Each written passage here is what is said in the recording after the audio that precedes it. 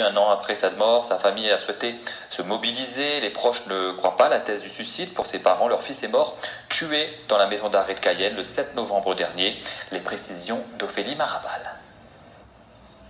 Devant la maison d'arrêt de Saint-Pierre, les proches de Johan Spanu commémorent un triste anniversaire. C'est ici qu'il y a tout juste un an que le trentenaire est retrouvé pendu dans sa cellule, une semaine après son incarcération. Les expertises confirment à 2 reprises un suicide, mais 2 contre-autopsies remettent cette hypothèse en question.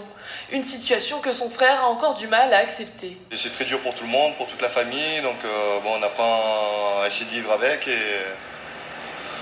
on fait tout notre possible pour continuer à vivre avec ça sur le dos, quoi. C'est compliqué, surtout les circonstances de son décès. Donc surtout qu'il avait prévenu les juges, il avait prévenu de ce qui allait se passer, donc très difficile. Pour sa compagne également, la théorie du suicide ne colle pas. Le trentenaire l'aurait prévenu le jour précédent qu'il se sentait en danger, que des gens lui voulaient du mal.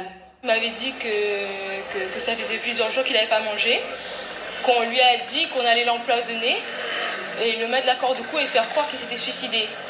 Je ne sais pas encore penser, je ne sais pas qui croire, mais j'espère qu'un jour on saura ce qui s'est passé, mais pour l'instant j'ai un doute. Dans l'attente d'une rencontre avec la procureure de Saint-Pierre, le père enregistre les incohérences du dossier. La mort a été qualifiée par non défini par rapport au rapport d'autopsie de La Réunion. Ils m'ont perdu la première pièce à conviction qui est ce fameux drap de pendaison.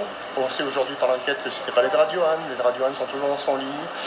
C'est des draps effectivement qui appartiennent à la prison mais qui appartenaient certainement à un autre détenu. Nous demandons depuis le début les analyses de sang de l'autopsie qui devaient nous être mises sous les 3 mois. À ce jour, nous ne les avons toujours pas. Meurtris depuis la perte de leur fils, les parents de Johan Spanu engagent un combat sans relâche pour la vérité.